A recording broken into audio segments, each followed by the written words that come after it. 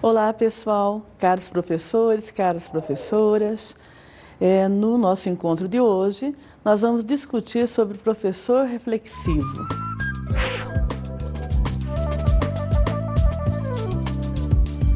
Nunca e ninguém duvida que a educação é a mola propulsora da sociedade.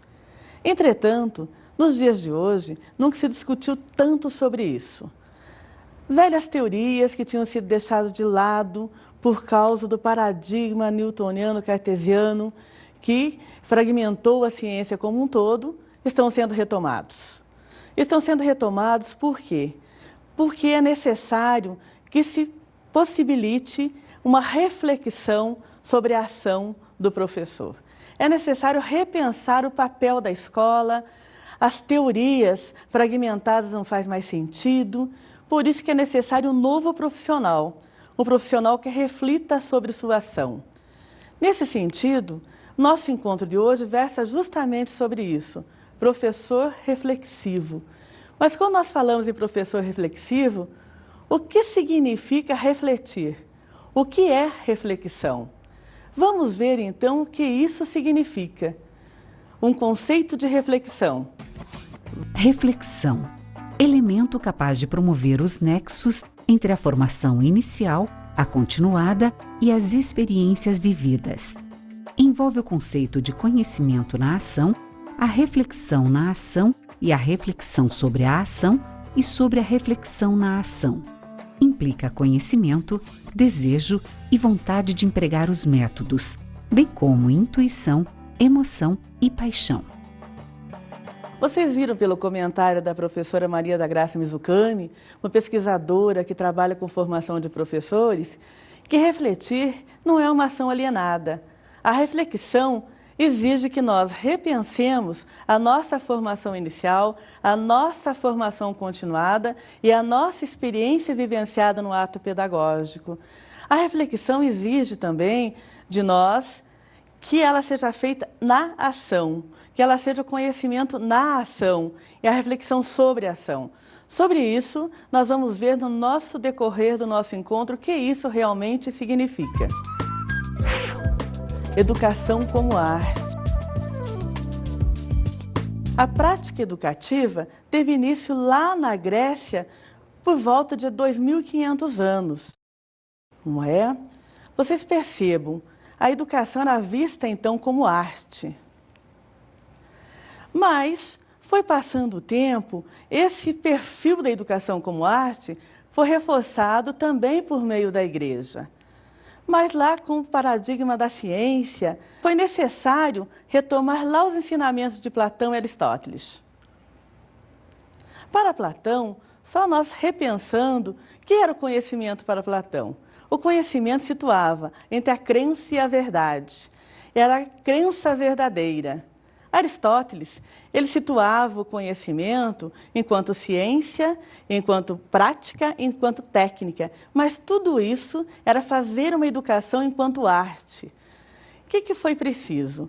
Depois de um tempo que a ciência ficou fragmentada, veio lá com Descartes, com Newton, que cada um era especialista no seu próprio conhecimento, foi necessário repensar essa nova postura.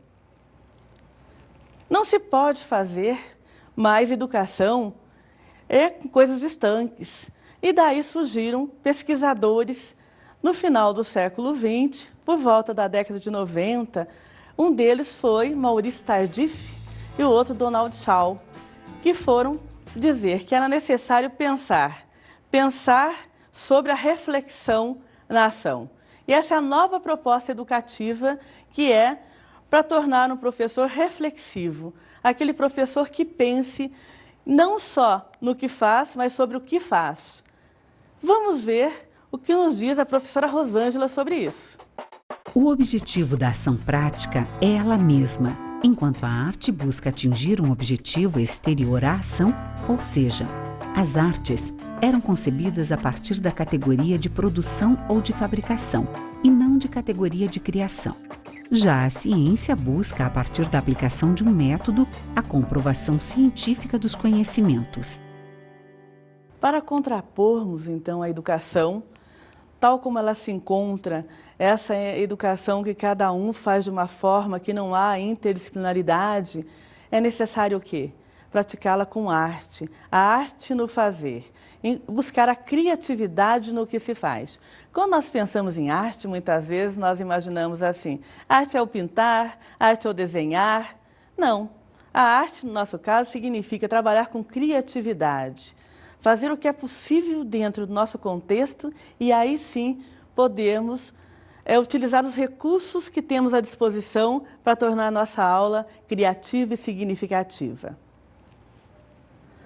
Vamos ver então o que nos diz o professor Tardif a esse respeito. A arte se baseia em disposições de habilidades naturais e em hábitos específicos, ou seja, em disposições desenvolvidas e confirmadas pela prática e pela experiência de uma arte específica. Portanto, nem todos aqueles que desejarem podem ser artistas ou artesãos. Para tal, é preciso ter certo talento. No entanto, talento sem a prática não serve para nada, considerando que é a prática que possibilita descobrir o talento e atualizá-lo em operações concretas e obras singulares. Vocês perceberam pela fala do professor Tardif que no ato pedagógico é necessário, sim, as habilidades inerentes, que é aquilo que já nasce conosco, mas também o saber fazer. Vamos só pensar um pouquinho o que significa habilidades.